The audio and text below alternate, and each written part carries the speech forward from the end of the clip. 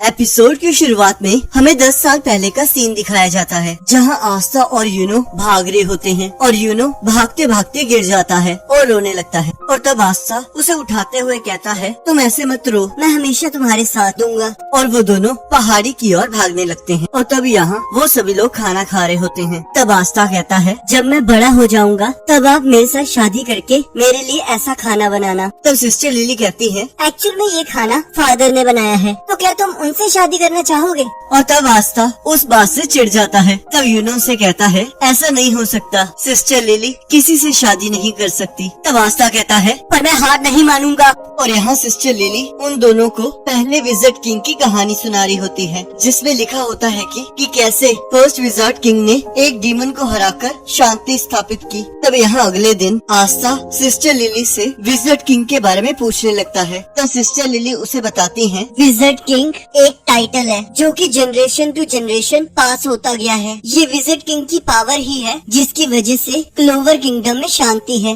और वो किंग के बाद दूसरा सबसे इम्पोर्टेंट पर्सन है। तब आस्था कहता है, तो फिर तय हो गया, अगला विजार्ड किंग मैं बनूंगा। जिसे सुनकर सिस्टर लिली और यूनो दोनों हैरान हो जाते हैं। तब सिस्टर लिली के पूछने पर आस्था बताता है, क्योंकि विजार्ड किंग ने डीमन को हराया था, तो इसका मतलब वो जरूर बहुत ज्यादा स्ट्रॉन्ग और कूल होंगे। मैं बस बड़ा होके उनकी तरह बनना चाहता हूँ, और अगर मैं एक बार विजार्ड किंग बन गया तब मैं आप सबकी लाइफ को इजी बना पाऊंगा, और मैं इस बेकार सी चर्च को ठीक करवा दूंगा। और जब मैं एक बार विजार्ड किंग बन जाऊंगा तब आप मेरे साथ शादी कर लेना। पर सिस्टर लिली उसे फिर से मना कर देती हैं। तब हम देखते हैं सर्दियों का मौसम आ चुका होता है और आस्था अपने मैजिक को यूज करने की कोशिश कर रहा होता है, और हम देखते हैं उस कोशिश का कोई फायदा नहीं हो रहा होता। तब आस्था कहता है, सिस्टर लिली मैं आपकी मदद कर देता हूँ और फिर आप मुझसे बाद में शादी कर लेना। और हम देखते हैं सिस्टर लिली फिर से मना कर देती है, और तब आस्था फिर से रोते रोते जिद करने लगता है। और यहाँ यूनो बच्चों को संभाल रहा होता है। तब आस्था कहता है, मैं इसे संभालता हूँ, एक फ्यूचर विजार्ड किंग के लिए ये कितना ही मुश्किल होगा।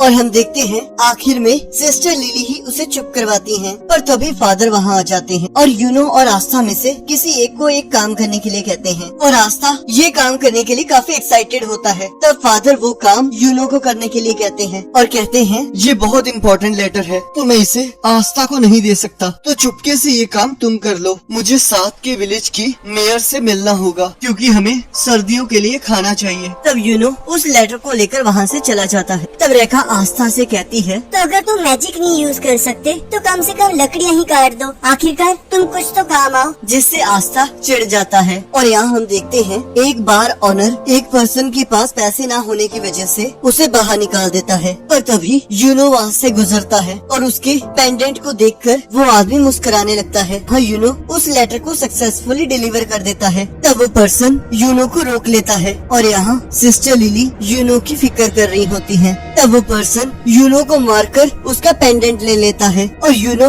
रोते रोते अपना पेंडेंट वापस मांग रहा होता है और अपने मैजिक को यूज करने लगता है। तब वो पर्सन कहता है, अगर तुम इस बेकार से स्पेल से मेरे साथ लड़ोगे तो मारे जाओगे। और तभी हम देखते हैं आस्था आके उस आदमी के ऊपर कूद जाता है, पर वो आदमी उसे दूर फेंक देता है। पर आस्था फिर भी उस आदमी को नहीं छोड़ रहा होता और वो आदमी बार बार आस्था को मार रहा होता है। पर हम देखते हैं आस्था फिर भी हार नहीं मान रहा होता, जिससे तंग आकर वो आदमी उस पेंडेंट को वहीं फेंक कर वहाँ से चला जाता है और आस्था नीचे गिर जाता है और यूनो उससे माफी मांगने लगता है। तब आस्था कहता है, तो मेरी इतनी चिंता मत करो, मैंने तो तुम्हें पहले ही कहा था मैं हमेशा तुम्हारा साथ दूंगा।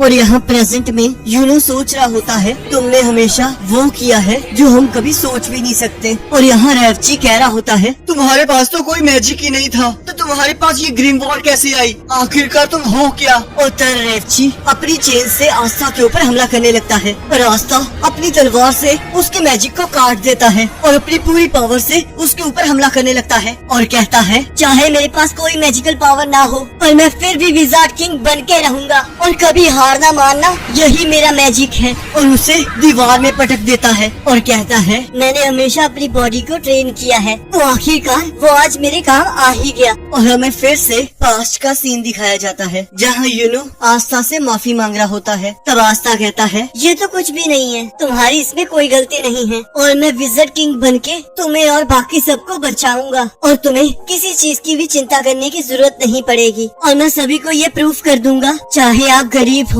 या फिर अनाथ, आप फिर भी विज़र्ड किंग बन सकते हैं। कोई भी ये कर सकता है अगर कोई पूरी शिद्दत से करना चाहे, चाहे वो मैं हूँ या फिर तुम। और तब यूनो अपने आंसुओं को पोंछकर कहता है, अब से मैं कभी नहीं रोऊंगा। मैंने सोच लिया है, मैं भी विज़र्ड किंग बनूंगा और मैं भी स्ट्रॉन्ग होके तुम सभी को बचाऊंगा, ताकि मैं तुम सभी की जिंदगियों को अच्छा बना सकूं और मैं कभी हार नहीं मानूंगा। और यहाँ प्रेजेंट में आस्था यूनो को अपनी ग्रिम वॉर दिखा रहा होता है। तब यूनो कहता है, तो तुमने आज मुझे फिर से बचा लिया और एक दिन मैं इस उधार को जरूर चुका दूंगा। आस्था, क्या तुम्हें हमारा प्रॉमिस याद है? और तब हमें वो प्रॉमिस दिखाया जाता है जहाँ वो दोनों एक दूसरे को अपना राइवल मानते हैं। तब आस्था कहता है, मुझे तो लगा था तुम भूल चुके होगे। तो यूनो कहता है, वो तुम थे आस्था, जिसने मुझे उम्मीद दी थी कि हम जैसे लोग भी इस दुनिया में कुछ बड़ा हासिल कर सकते हैं और इसे पूरा करने के लिए। तब वो दोनों कहते हैं, हम विज़र्ड किंग बनने के लिए अपनी पूरी जी जान लगा देंगे। और यहाँ हम देखते हैं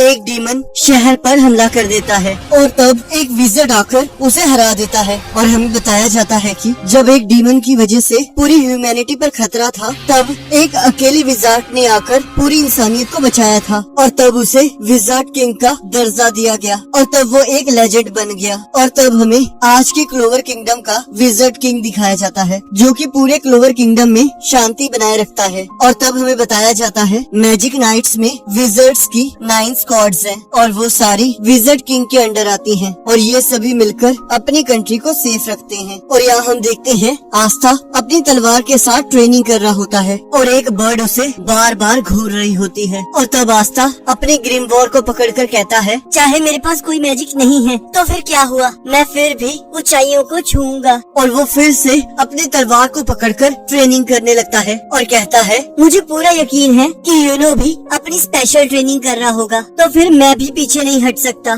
तब हमें बताया जाता है कि आस्था मैजिक नाइट एंट्रेंस एग्जाम के लिए तैयारी कर रहा है, जो कि अब से 6 मंथ्स बाद क्लोवर किंगडम के रॉयल कैपिटल में होगा। और यहाँ यूनो भी तैयारी कर रहा होता है और कहता है, मुझे थोड़ी और प्रैक्टिस कर लेनी चाहिए, मुझे पूरा यकीन है कि वो भी ट्रेनिंग कर रहा होगा। और तब यहाँ ग्रीमोर टावर में फादर कहते हैं, यूनो का तो मुझे समझ आ रहा है, पर क्या आस्था को भी इस एग्जाम में अलाउ करना सही रहेगा? तब ग्रीमोर टावर का ओनर कहता है, अगर वो करना चाहता है तो इसमें कोई बुराई नहीं है। हमारे साथ और भी यहाँ के बच्चे थे, पर लगता है वो लोग एग्जाम देने से डर गए हैं। पर फादर फिर से बार बार वही सवाल पूछ रहे होते हैं और ग्रीमोर टावर का ओनर सेम आंसर दे रहा होता है और कहता है, अब मुझे समझ आया कि अगर आस्था रॉयल कैपिटल चला जाएगा तो तुम्हें अकेलापन महसूस होगा। तब फादर कहते हैं, ऐसी कोई बात नहीं है, हमें पता है कि आस्था फेल होने वाला है, तो फिर इस एग्जाम में पार्टिसिपेट करने का क्या पॉइंट? और बाकी बच्चे भी तो उसे बहुत मिस करेंगे और तुम दोनों मुझे ऐसा देखना बंद करो। तब सिस्टर लिली कहती हैं, मैं भी उन्हें मिस करूंगी, पर उन्हें अपने अपने रास्ते पर जाने देना चाहिए।